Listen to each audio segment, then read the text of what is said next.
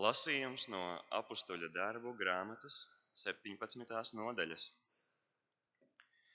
Pāvils, stāvēdams Areopaga vidū, sacīja: Atēnieši, es redzu, ka jūs visās lietās esat ļoti dievbijīgi, jo staigādams un aplūkodams jūsu svētumus, es atradu arī altāri ar uzrakstu nepazīstamam dievam. Ko jūs nepazīdami godājat? To es jums sludinu. Dievs, kas radījis pasauli un visu, kas tanī, būdams debesis un zemes kungs, nemājo rokām celtos tempļos, un viņu neapkalpo cilvēku rokas, it kā viņam kā vajadzētu. Viņš pats dod visiem dzīvību, elpu un visu. Viņš licis visām tautām celties no vienām asinīm un dzīvot pa visu zemes virsu, un nospraudis noteiktus laikus un robežas, kur tiem dzīvot, lai tie meklētu Dievu, vai tie viņu varētu nojaust un atrast, jebšu viņš nav tālu nevienam no mums, jo viņā mēs dzīvojam un rosāmies un esam, kā arī daži jūsu dziesminieki sacījuši. Mēs arī esam viņa cilts, tāpēc mums, kas esam Dieva cilts, nav jādomā, ka dievība ir līdzīga zeltam, sudrabam vai akmenim, cilvēka mākslas darinājumam vai izdomājumam. Bet Dievs, atstādams neievērotus nezināšanas laikus, tagad aicina visus cilvēkus visur atgriezties no grēkiem, jo viņš nolicis dienu, kurā viņš pasauli taisnīgi tiesās caur kādu vīru, ko viņš reiz izredzējis un par ko visiem liecību devis, uzmodinādams to no mirušiem. Amen.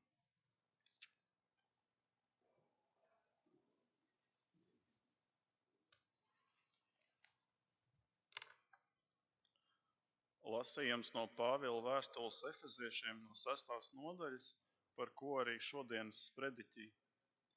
Bērni, klausiet saviem vecākiem, jo tā pienākas. Godā savu tēvu un māti, tas ir pirmais bauslis ar apsolījumu, proti, lai tev labi klājas un tu ilgi dzīvo virs zemes.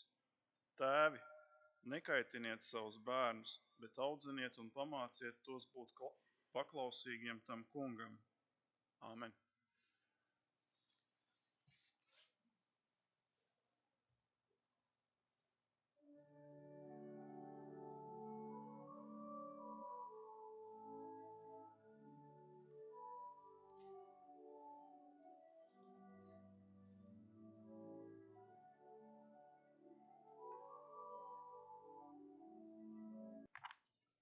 Žēlastība jums un miers no tā, kas bija, kas ir un kas nāk.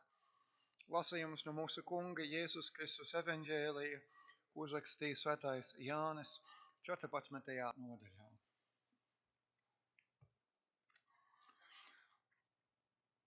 Ja jūs mani mīlat, turiet manas pavēles, un es lūgšu tēvu, un viņš dos citu aizstāvi, lai tas būtu pie jums mūžīgi. Un patiesības garu, ko pasaule nevar dabūt, tāpēc, ka viņi to neredz un nepazīst, bet jūs to pazīstat, jo viņš pastāvīgi ir pie jums un mājos jūsos. Es jūs neatstāšu bāreņus, bet nākšu pie tevis. Vēl tikai mazu brīdi, un pasauli mani neredzēs, bet jūs mani redzēsiet, jo es dzīvoju, un jums būs dzīvot. Tanī dienā jūs atzīsiet, ka es esmu tēvā, un jūs manī, un es jūsos. Kam ir mani baušļi, un kas viņus tur, tas mani mīl, bet kas mīl mani, to mans tēvs mīlēs, un es to mīlēšu, un tam parādīšos. Amen. Nāc, svētais gars piepild savu ticīgo sirdis un iededz tajā savas mīlestības uguni. Amen.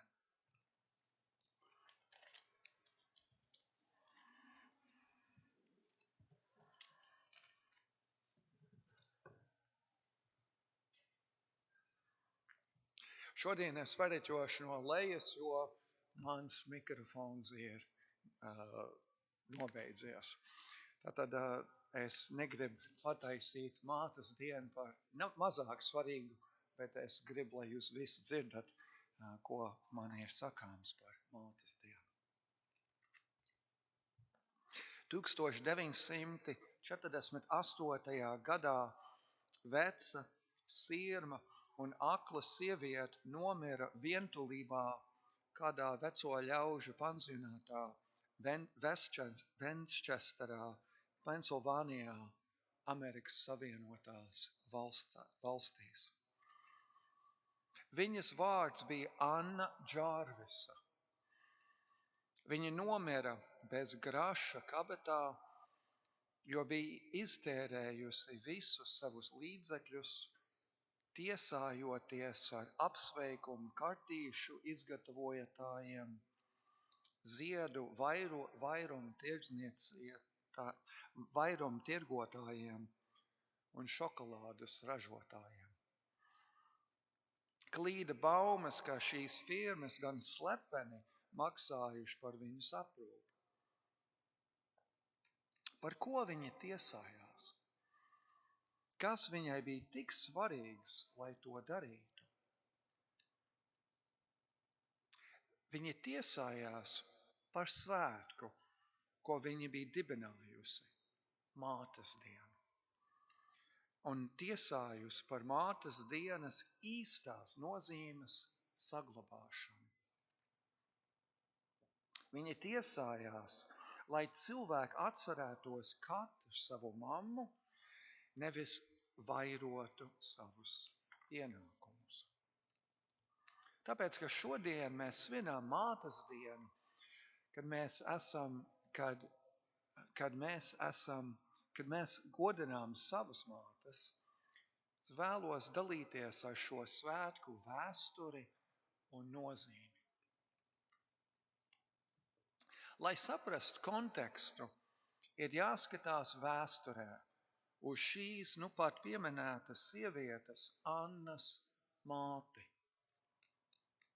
Ļoti dievbijīga un ticīga sieviete vārdā Anna Rīvsa Dārviša. Diemžēl šajā stāstā ir divas Annas un ir dažreiz grūti saprast, kurš darīja ko. Bet tagad mēs runāsim par mammas Annas dzīvi. Viņa bija mācītāja meita un kopā ar vīru dzīvoja Rietumu Virdžinijā, apgabalā, kas bija nabadzīgs un skarbs, kur bija izplatīts vēdertīvs, diftīrija un citas slimības. Anna Rīvsa Džārvisa dzemdēja 13 bērnus, no kuriem tikai 4 sasniedz pilngadību. Un šī nebija viena Annas, bet arī daudz citu sieviešu problēmu šajā apgabalā. Bet viņi nesēdēja rokas klēpī salikuši 1858. gadā. Viņa sasauc kopā citas mātes un dibināja organizāciju Mātes dienas darba klubs. Latviešu valodā tas skan diezgan dīvaini, tas salikums, bet godīgi sakot arī angliski tas nosaukums ir jocīgs. Mātes dienas darba klubs. Un tas, varētu teikt, bija pirmā veselības organizācija Amerikā. Šīs mātes pārbaudīja pārtikas ražošanu un ūdens kvalitāti, kā arī mācīja jaunām māmiņām, kā rūpēties par savu mazuli. Šim klubam, kā viņas to dēvēja, bija ļoti praktisks mērķis – rūpēties par bērnu veselību. Un tad dažus gadus vēlāk notiek kas izšķirošs. Amerikas pilsoņu karš, kas nostādīja brāli pret brāli, tēvu pret dēlu, radinieku pret radinieku. Anna Rīvza uzreiz nolēma, ka viņas organizācija nebūs politiska, bet katrai dalībniecei bija jādod solījums, ka viņa sniegs medicīnisko palīdzību jebkuram ievainotam karavīram, vai tas būtu no ziemeļiem vai dienvidiem. Tā 4 gadu garumā Mātes dienas darba klubs sniedza praktisku palīdzību jebkuram, kam tas bija nepieciešams. Viņa darbs bija tik ļoti novērtēts, kā ir teikts, ka kur vien viņas gāja aprūpējot ievainotos, abas puses pārtrauca šaut, lai šīs mātes varēja veikt savu svarīgo žēlsirdības darbu. Un stāsts par Mātes dienas darba klubu ar to nebūtu nebeidzas. Pēc kara beigām Anna Rīvza sasauc kopā izdzīvošos karavīrus no abām pusēm uz baznīcu, lai izlīgt viens ar otru. Avīze teica, ka apmeklētāju skaits bija mērams 1000, un līdz dienas beigām vīri raudājuši viens otru apskāvienos. Un šīs tikšanās turpinājās arī citos apgabalos, citās baznīcās, dziedinot dziļas nācijas rētas. Anna Rīvza bija svētdienas skolas skolotāja, un viņas meita Anna Džarvisa atcerās, ka viņas mamma kādās nodarbības laikā garām ejot teikusi, ka būtu jauki, ka kāds dibinātu tādu mātes dienu, lai atcerētos mātes lomu kā ģimenē, tā sabiedrībā.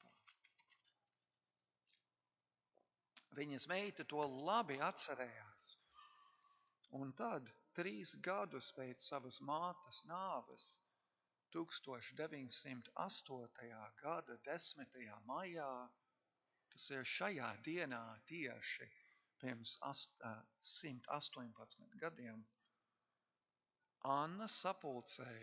meita Anna sapulcēja 10 000 cilvēkus uz brīvdabas dievkalpojumu par godu savām mātēm. Gadu pēc tam citās baznīcas sapulcēja 50 000 cilvēkus, lai godinātu savas mātes. Meita Anna nekad neaprecējās, un viņai nebija bērnu, bet šī ideja par mātes dienu kļuva par viņas dzīves galveno rūpi. Viņa negurstoši rakstīja vēstules gubernatoriem, senatoriem, mācītājiem un pat prezidentam, aģitējot par svētkiem, kas godinātu mātes. Un notika, ka 1914. gadā Kongress deklarēja un prezidents Woodrow Wilsons parakstīja likumu, ka katru gadu maija 2. svētdienā tiks svinēta mātes diena. Annai Džarvisai bija tikai 52 gadi, un viņa bija sasniegusi savu sapni. Bet nepagāja ilgs laiks, kad viņi šo sapni zaudēja komercializācijas dēļ, un par to bišķiņ vēlāk. Vispirms par gramatiku. Anna uzstāja, ka ir mātes diena vienskaitļa ģenitīvā, nevis māšu diena. Un es apskatījos, vārda māte daudzskaitļa ģenitīvā tiešām ir māšu. Gramatika šajā ziņā Annai bija ļoti svarīga. Runa nav par daudzām mātēm, bet par vienu vienīgu, katram savu mammu. Mēs negodām mātešķību vai mātes stāvokli tādu kā tādu, bet vienīgu māti savā ģimenē.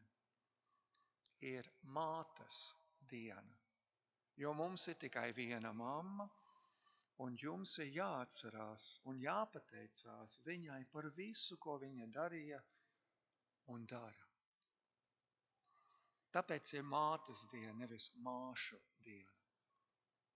Runa ir par jūsu mīļo mammu.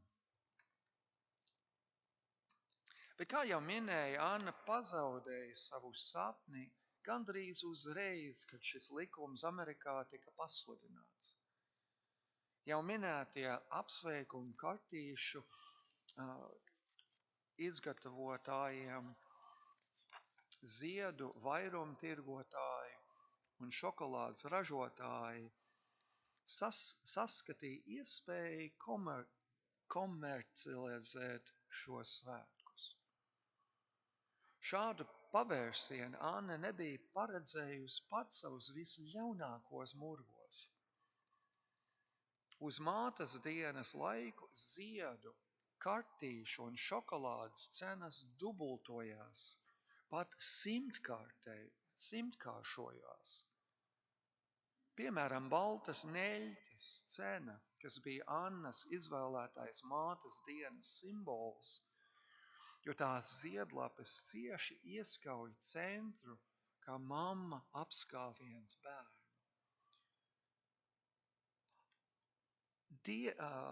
Baltas neļķes cena sadārdzinājās no 1 centa gabalā uz $1. Tāpēc Anna sāka tiesāties, nevis par savu godu, bet lai aizstāvētu mātes godu visur un vienmēr. Bībele saka, ka mums ir jāgodā savus tēvs un māte. 2. Mūzes 20:12. Nevajag godāt viņus tikai reiz gadā, bet vienmēr un visur. Es domāju, ka atšķirt sevišķu dienu mātēm ir labi un tā piederas, bet nevajag aizmirst par viņu arī citās dienās.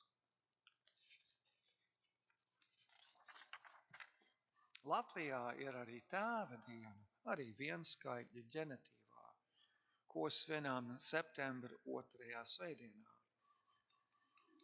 Par nožēlu šie svētki nav tik populāri kā mātes diena.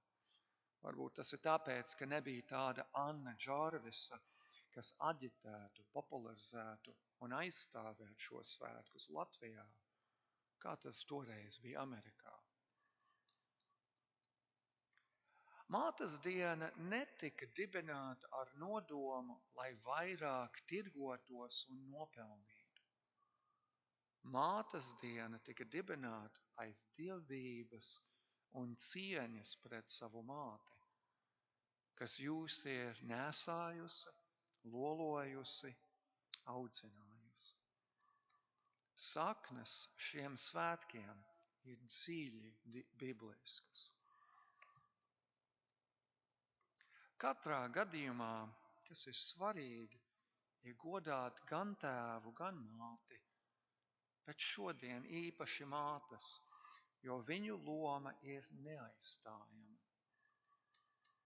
Ja viņi jums ir blakus tagad, kā es teicu, svētdienas skolas bērniem, nobučojiet viņu tagad, un sakiet, ka jūs viņu mīlat. Ja viņi nav blakus, tad nobučojiet viņu vēlāk šodien. Un ja viņi ir pie kunga, pateicieties Jēzum, ka viņš jums deva tieši viņu par māti.